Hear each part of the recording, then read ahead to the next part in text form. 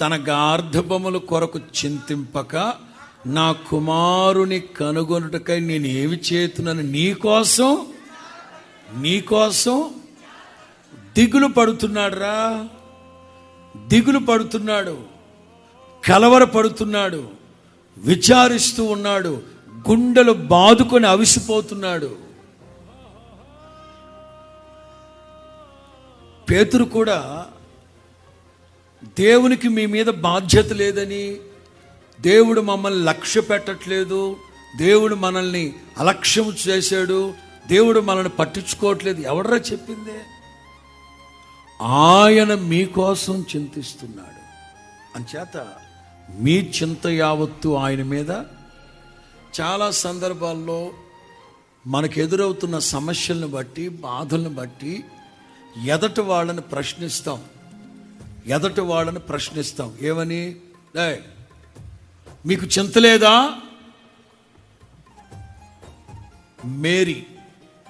Mary యేసయ్య పాదాల చెంత కూర్చొని యేసు ప్రభు చెప్తున్న జీవపు మాటలు వింటూ ఉంది.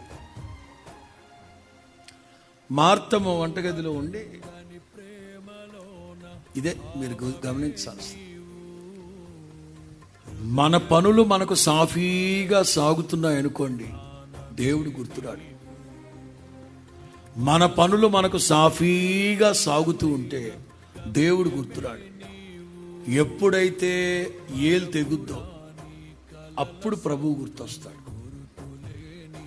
మార్తమ్మ ఉప్మా చేస్తున్నంతసేపు, పని సాఫీగా సాగుతున్నంతసేపు యేసు ప్రభు గుర్తు రాలేదు. మొత్తం మీద మరుగుతున్న నూనె చేతి మీద పడిందో, లేకపోతే ఉప్మాలోకి ఉల్లిపాయలు తరుగుతూ ఏలు దగ్గొట్టుకుందో, తిన్నగా ప్రభువు దగ్గరకు వచ్చి రావడం బతుకుడా, నీకు చింత లేదా?